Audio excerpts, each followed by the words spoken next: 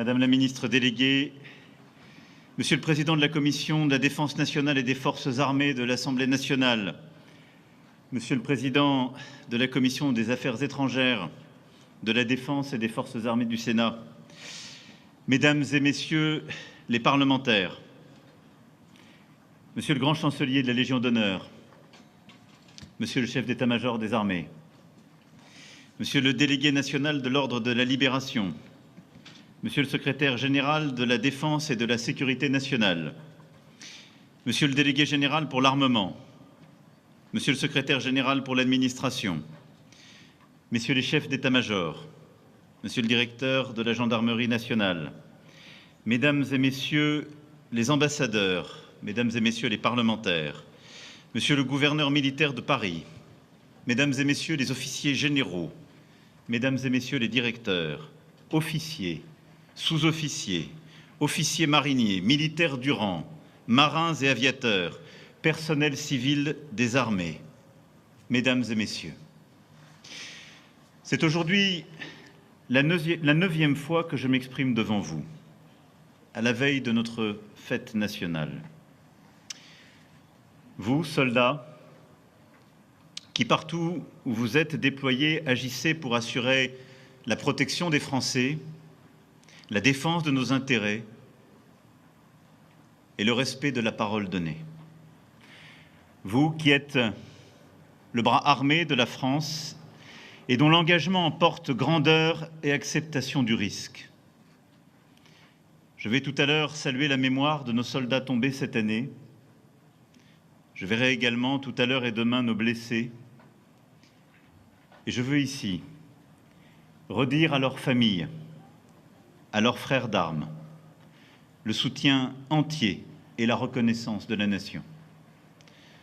Notre reconnaissance et notre affection. Votre engagement est inestimable. Il l'est d'autant plus que nous vivons un moment de bascule. Nous en apercevons depuis longtemps l'imminence et ces bascules sont aujourd'hui effectives.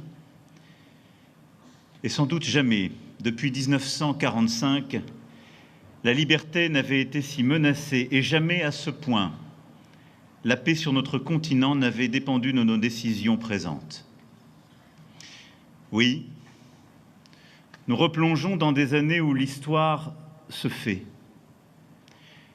Et à ce titre, je tiens en ce 13 juillet 2025 à remercier la mission Libération, présidée par Philippe Etienne, qui achèvera ses travaux en fin d'année et à scander les 2 années que nous venons de vivre à travers les commémorations, le travail scientifique, académique, le travail de mémoire et la mobilisation de tant et tant de nos anciens combattants et vétérans. Comme je remercie tous nos anciens combattants, nos associations d'anciens combattants et de mémoire qui partout sur le territoire national portent cette mémoire collective, nous rappellent la force de cette histoire et sont aussi le socle de la mémoire de la nation. Je le disais, jamais sans doute notre liberté n'avait été si menacée. Liberté des peuples attaqués par les impérialismes et les puissances d'annexion. Liberté bafouée quand les règles de la guerre sont effacées, quand chacun s'exonère du droit international, quand l'espérance de la paix est anéantie, en Europe, au Proche et Moyen-Orient, comme en Afrique. Et quand il n'y a plus de règles, c'est la loi du plus fort qui l'emporte. Liberté de notre Europe, mise en danger au moment où la guerre a été portée sur notre sol avec l'invasion de l'Ukraine, alors que les États-Unis ont ajouté une forme d'incertitude et que notre Europe se trouve placée à la lisière d'un vaste arc de crise qui part du golfe de Guinée, traverse le Sahel jusqu'au Proche-Orient et en Iran. Soyons clairs, nous, Européens, devons désormais assurer notre sécurité nous-mêmes. Liberté de notre modèle économique aussi. Quand les entreprises s'imaginent devenir des États, les États devenir des empires, et quand les terres sont à confisquer, les ressources à accaparer, ou le commerce mondial à capturer. liberté de notre modèle démocratique et politique, objet de tentatives de manipulation par des États étrangers, notamment sur les réseaux sociaux et cible de forces obscurantistes. Liberté individuelle également, parce que dans l'ère des écrans, c'est l'esprit des hommes, en particulier des jeunes générations, qui devient la ligne de front de la guerre économique, technologique et culturelle. Liberté de la nation enfin, quand les risques de la division menacent notre unité et que nous devons affronter tant de défis pour rester libres, maîtres de notre destin.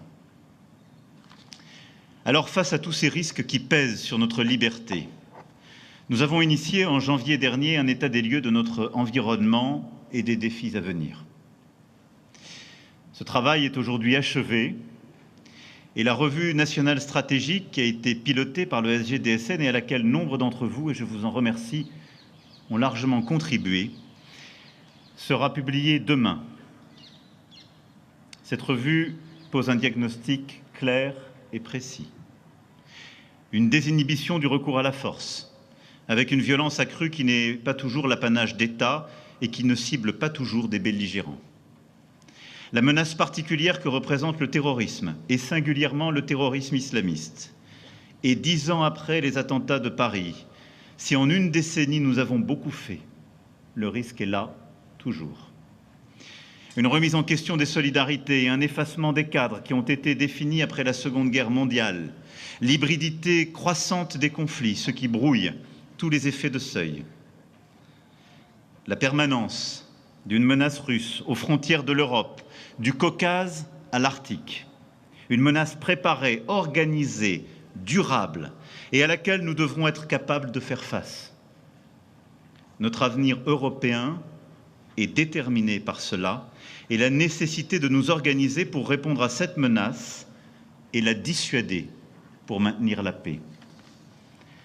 La course technologique qui se joue en parallèle avec l'irruption de l'intelligence artificielle, l'émergence des drones, le retour de la guerre électronique, de nouveaux espaces d'affrontement que sont l'espace, le cyber ou les fonds marins, mais aussi le virage quantique qui a déjà commencé et sur lequel nous avons nombre d'atouts.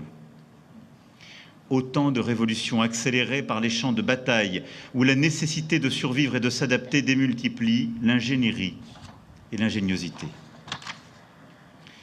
Une guerre que chaque citoyen observe sur les réseaux sociaux, en particulier notre jeunesse, sans mesurer les opérations de propagande qui s'y déploient. Nos schémas devront changer profondément pour intégrer ces réalités. Ces menaces, c'est ce que décrit très bien notre revue nationale stratégique. Vous y êtes confrontés directement quand, engagé au sein de l'OTAN sur son flanc Est, vous assistez aux violations de souveraineté, aux tentatives de déstabilisation hybride, aux menaces sur les élections et la stabilité des pays d'Europe.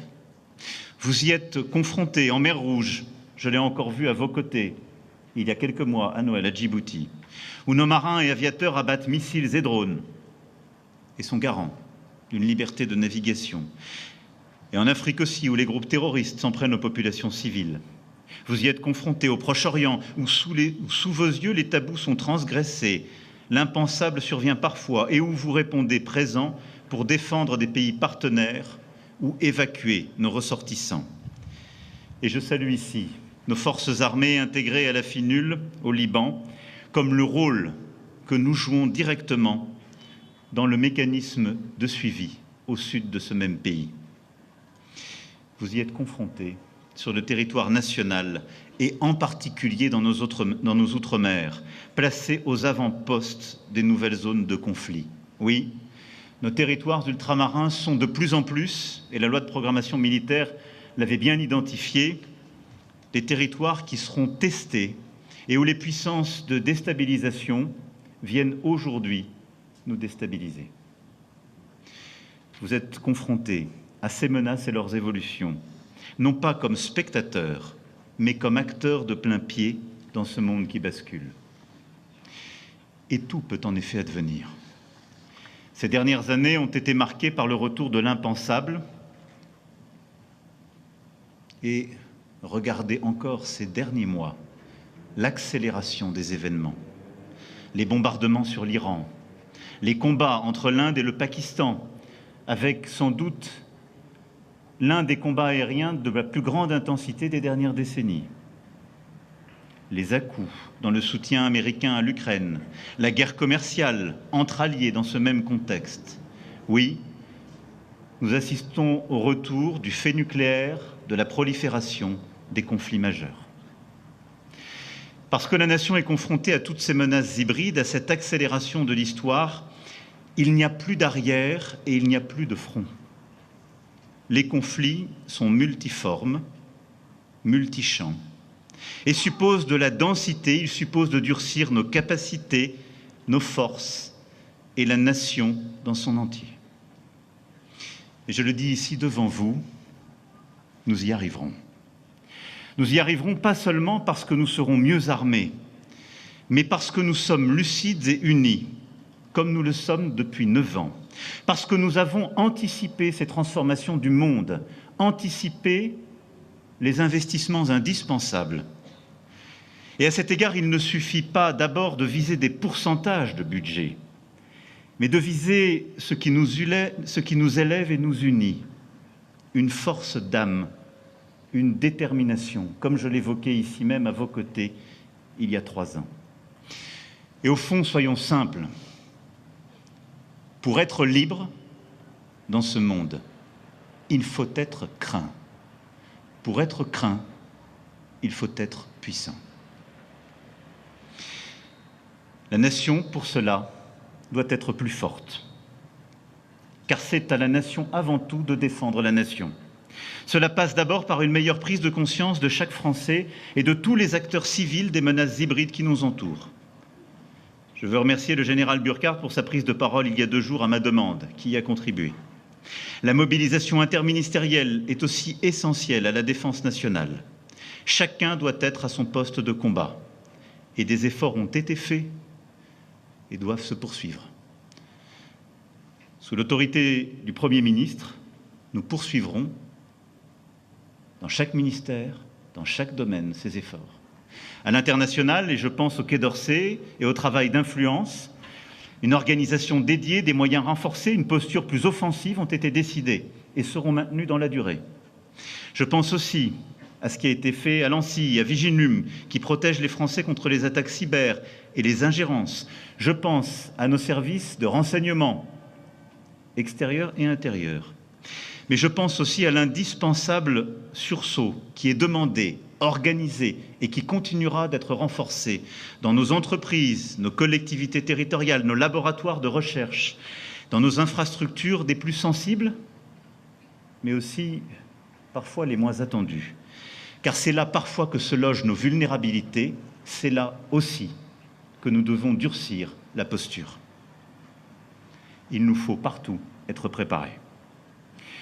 Nous y arriverons aussi parce que nous sommes soucieux que nos armées servent dans les bonnes conditions.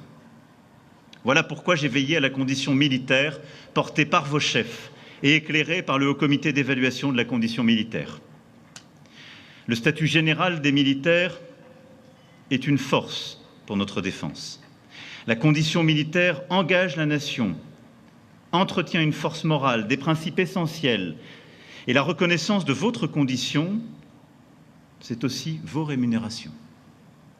J'ai demandé à ce titre leur remise à niveau et ce qui était prévu par la loi de programmation militaire sera à l'euro près, au mois près, réalisé. Cela est fait pour les militaires de rang et pour les sous-officiers. Cela le sera totalement d'ici la fin de l'année pour les officiers. La condition militaire suppose aussi la certitude de la solidarité de la nation lorsqu'il le faut. Le plan blessé et le plan famille ont été mis en place. C'était indispensable. Je sais, je mesure tout ce qu'il reste à faire dans certaines bases pour améliorer le quotidien et la qualité de vie, et nous le ferons. Et je remercie la ministre déléguée, chère Patricia Mirallès, pour l'ensemble des améliorations que je souhaite voir poursuivies.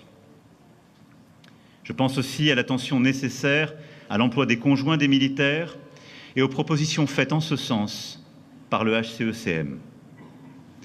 La condition militaire, c'est aussi l'attention aux conditions de réalisation de vos missions, l'attention à l'organisation et au mode de fonctionnement. Vous avez le devoir d'agir lorsque plus rien ne marche. Au milieu du chaos, vous êtes à ce titre le dernier rempart. Ceci exige de l'agilité, de la souplesse, de la subsidiarité, de la capacité d'initiative. Or, la dérive opérée durant les années de réduction des dépenses de défense a conduit parfois à compromettre ces principes essentiels. Alors, dans ce moment de bascule, j'attends du ministère des Armées et le ministre au premier chef et du chef d'état-major des armées des propositions qui me seront faites pour la fin d'année, et je l'en remercie.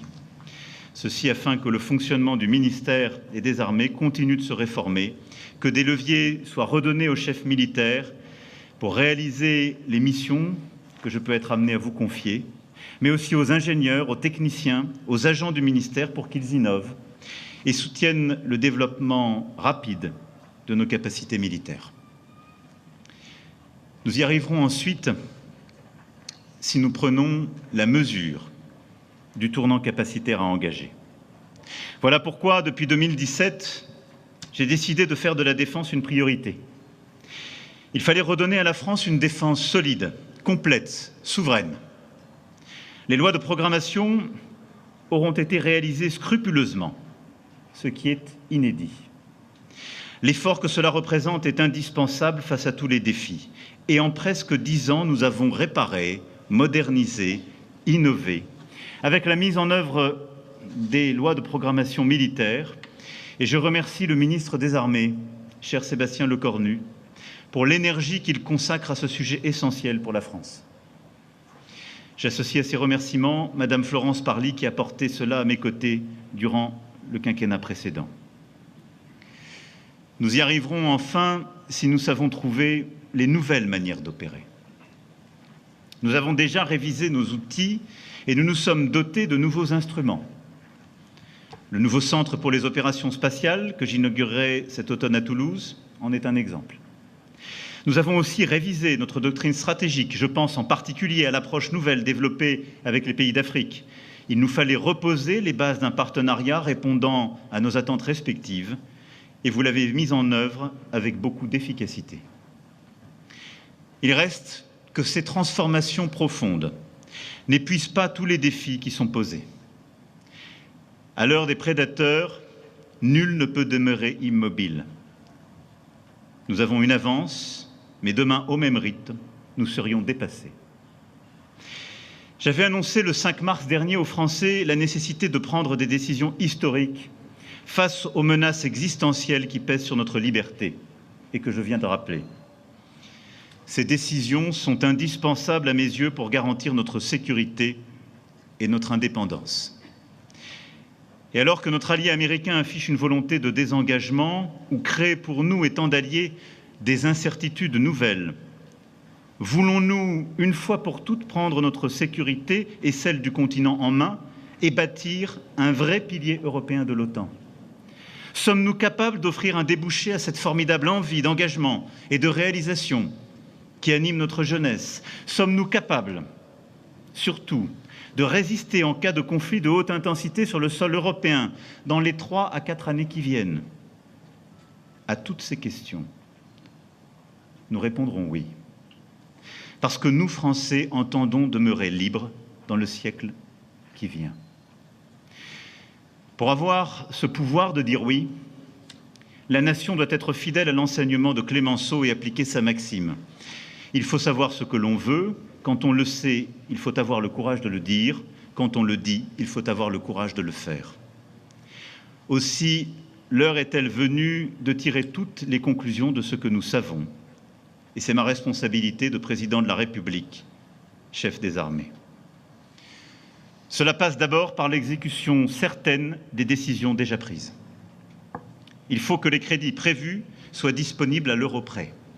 La constance est essentielle, car notre stratégie est la bonne depuis 9 ans, celle de l'indépendance de la France et de la souveraineté de l'Europe. Nous avons commencé les efforts plus tôt, nous avons plus tôt vu ces menaces nouvelles, il nous faut donc avec constance continuer de faire ce qui a été décidé.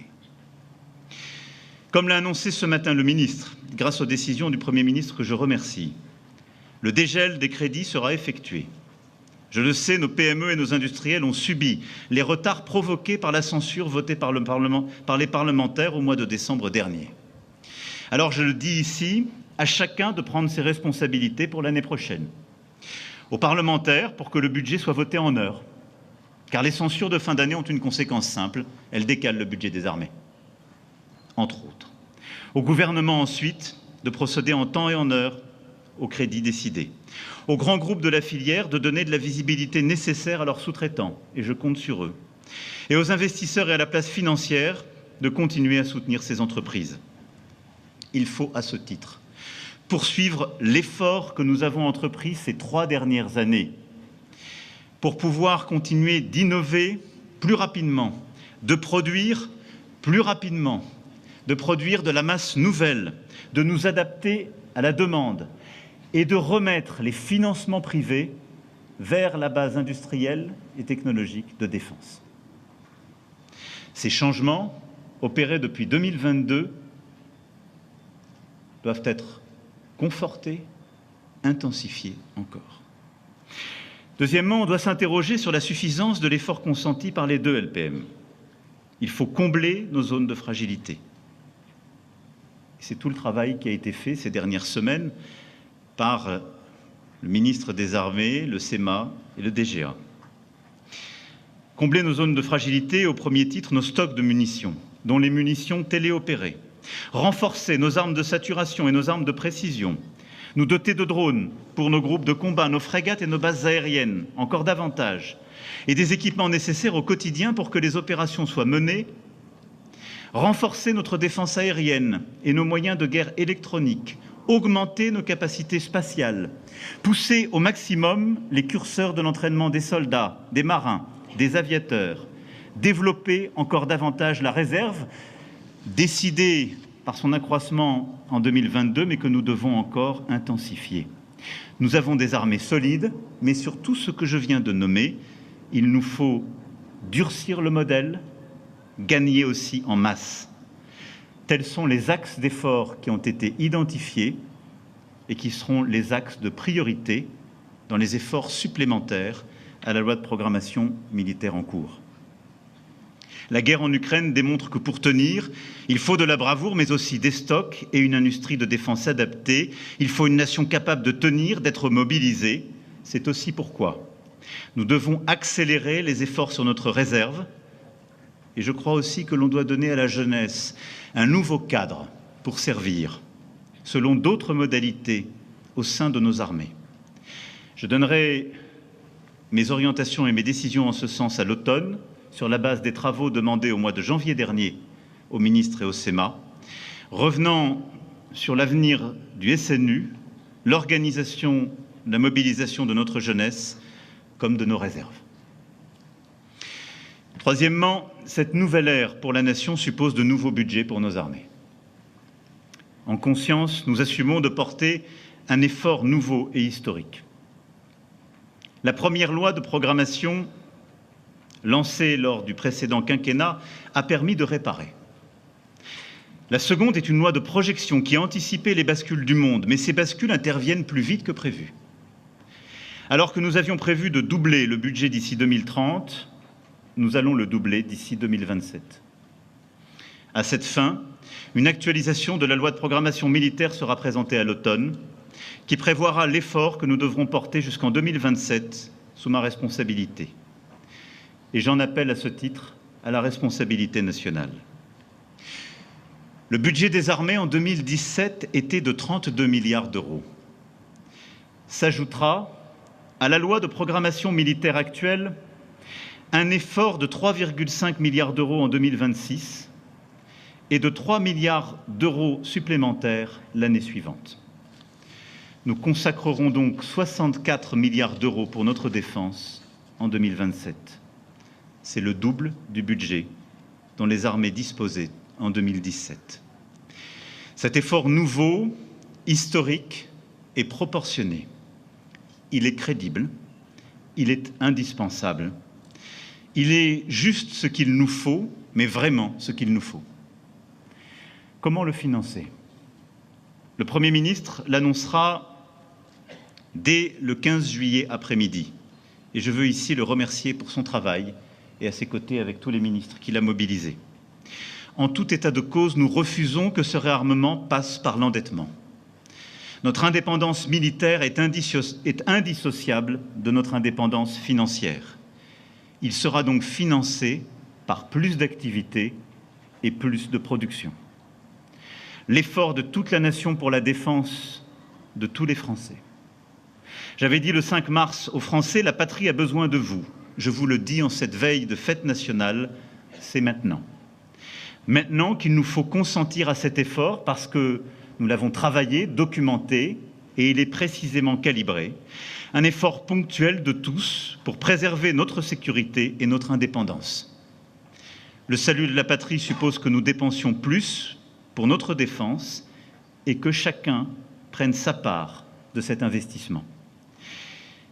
Et que nous veillons à la souveraineté financière de notre nation qui passe par des réformes, des transformations et plus de production. Si notre liberté a un prix, le voici. Nous sommes cette génération qui n'a pas connu la guerre, déterminée à ce que nos enfants ne connaissent rien d'autre que la paix. Mais soyons lucides, nous n'avons plus les dividendes de la paix dont nos parents avaient bénéficié. C'est terminé. Cet effort ne sera pas sans gain au demeurant pour la nation et les dépenses militaires sont et seront aussi source de richesse pour notre produit intérieur brut, notre économie et nos territoires. Car cet effort devra aussi être celui de nos industriels et je le sais, c'est leur motivation, leur credo, mais ils devront porter aux côtés de nos armées ce patriotisme. Ils devront produire encore davantage, plus vite, à moindre coût. La DGA y veillera strictement. Et ils continueront aussi de privilégier nos territoires pour des capacités nouvelles, des sites de production nouveaux, comme nous l'avons vu ensemble il y a quelques mois encore à Bergerac. C'est grâce à cet effort que nous pourrons affirmer avec fierté, avec lucidité, avec confiance, nous y arriverons. Oui, nous y arriverons. Parce que ce surcroît de budget nous permettra d'avancer aussi avec nos partenaires. Notre force est supérieure lorsqu'elle est collective, et c'est le sens même de l'engagement pris lors du sommet de l'OTAN à La Haye le 25 juin dernier, venant poursuivre la prise de conscience du sommet de Versailles en 2022. Nous devons faire plus pour notre défense, nous devons faire plus sur le plan militaire, industriel et technologique, afin, en Européens, d'être plus souverains. C'est cet effort qui nous permettra d'assurer notre crédibilité face à nos partenaires, de disposer encore et toujours de l'armée la plus efficace d'Europe, de nouer des partenariats nouveaux, comme cette semaine avec le Royaume-Uni. Après la déclaration de Northwood que nous venons de signer, l'Allemagne et le Royaume-Uni se retrouveront dans quelques jours. Et nous retrouverons nos partenaires allemands à la fin du mois d'août pour un conseil franco-allemand de défense et de sécurité où nous aurons de nouvelles décisions à prendre. Bâtissons avec nos principaux partenaires, agissons en Européens, car nous affrontons les mêmes menaces, à commencer par la menace russe. Mais nos investissements, combinés, une coopération renforcée, nous permettra de bâtir ce pilier européen de l'OTAN, que la France a annoncé et voulu avant tant d'autres. Rappelez-vous, il y a 9 ans, c'était un gros mot. Il y a quelques années, il était impossible de le défendre et de le voir soutenu par d'autres. Maintenant, c'est devenu un credo. Ils nous ont tous rejoints. Mais à nous d'en faire une réalité et d'agir ensemble. Face à cette même menace, nous devons agir ensemble, produire ensemble, acheter ensemble. C'est le sens du programme SAFE, Security for Europe, adopté il y a 1 mois et demi par le Conseil européen et qui permettra, avec 150 milliards d'euros, de financer des achats conjoints d'équipements militaires. Il faut impérativement les mettre en œuvre. Et nous avons pour cela des atouts. Nos industriels ont des atouts. Nous avons des capacités qui sont au point d'excellence internationale et doivent devenir des solutions européennes. Le système de défense aérienne, SAMT, nouvelle génération, nos missiles dans toutes les gammes, nos Rafales, les premières constellations de satellites en orbite basse, nos champions de l'intelligence artificielle, nos systèmes radars et anti-drones, et j'en passe. Ces solutions, cette innovation de pointe, nous en disposons. Nous la produisons souvent déjà en partenariat avec plusieurs autres grands industriels européens, ou par nos groupes qui ont déjà une empreinte et un actionnariat européen. Alors achetons européen en masse. Malgré l'incertitude américaine et face à la volonté chinoise, face à la menace russe, la puissance européenne est notre meilleur bouclier. Une Europe capable d'innover et de produire sur son sol, c'est une Europe qui sera plus souveraine et maîtrisera son destin, assumera sa puissance. Et sortons des vieux débats ridicules. Ceci n'enlève rien à l'indépendance et la souveraineté française. Cela la renforce, cela l'accroît, car nous n'avons rien cédé en 9 ans de notre souveraineté et de notre indépendance, au contraire. Mais en ayant des alliés dont les armées travaillent avec nous, opèrent avec nous, en ayant des industriels partout en Europe qui produisent avec nous, en poussant nos partenaires européens à acheter avec nous nos matériels, nous renforçons de fait notre souveraineté et notre indépendance. Partout en Europe, la force de la France est attendue. Et dans notre monde dangereux et incertain, il est un pilier de notre sécurité qui ne vacillera pas, c'est notre dissuasion nucléaire. Totalement et invariablement souveraine, elle garantit notre liberté. Elle a également un rôle dans la sécurité de l'Europe. Je l'ai réaffirmé avec le Premier ministre britannique cette semaine, il n'existe pas de menace extrême contre l'Europe qui ne susciterait pas de réponse de nos deux nations. Afin de mesurer pleinement le rôle de notre dissuasion dans la sécurité collective, j'ai mandaté le ministre des Armées et le CEMA pour engager un dialogue stratégique avec nos partenaires européens qui y sont prêts. Je reviendrai sur la base de ce travail plus précisément à la fin de cette année, afin de décrire les évolutions que cela emporte. Notre pays, le seul de l'Union européenne doté de la dissuasion nucléaire, fort de ce partenariat renouvelé avec le Royaume-Uni, a aussi une responsabilité majeure pour que le réarmement conventionnel de notre Europe soit efficace, crédible et cohérent. Tout cela est un tout. Partout en Europe, les nations se réarment et la France ne peut laisser ses alliés européens en première ligne face aux menaces de très court terme. Partout en Europe, la force de la France est attendue et partout dans le monde, la liberté est menacée. Alors défendons-la. Défendons-la en Ukraine parce que notre sécurité et notre liberté sont liées au destin de ce pays. C'est la raison pour laquelle, avec le partenaire britannique, la France a regroupé une coalition de pays volontaires en vue de contribuer à garantir durablement la paix qu'il faut sur notre continent. Cette coalition des volontaires, initiée à Paris en février dernier, regroupe maintenant 30 nations. Son état-major opérationnel est constitué et basé à Paris. C'est une première. Mais c'est le sens même de ce que nous voulons faire, le sens même d'une partie des efforts capacitaires et opérationnels que nous sommes en train de conduire, qui a vocation à faire de la France la nation cadre d'opérations à venir. Défendons notre liberté en Europe où tant de nations, je pense en particulier à nos amis finlandais, engagés à nos côtés dans la finule au Liban et qui voient avec appréhension les nuages s'accumuler à l'horizon. Défendons notre liberté pour notre jeunesse, cette jeunesse dont vous êtes les visages, qui veut servir, croire, espérer et a soif plus que tout autre d'une immense liberté. Défendons notre liberté dans tous les domaines, comme je viens de l'évoquer, sans oublier celui de la sécurité cognitive, nouvelle frontière qui est devant nous et que nous aurons à intégrer. Tant nos populations comme nos armées seront confrontées à des informations manipulées, des propagandes à démasquer et sur lesquels nous avons à nous préparer. Défendons notre liberté, comme sont prêts à la défendre génération après génération, ces femmes et ces hommes qui répondent à l'appel du drapeau. Comme le fit jadis un Saint-Cyrien de la promotion cadet de la France libre, le général d'armée Thierry Burkhardt, que je salue et remercie aujourd'hui.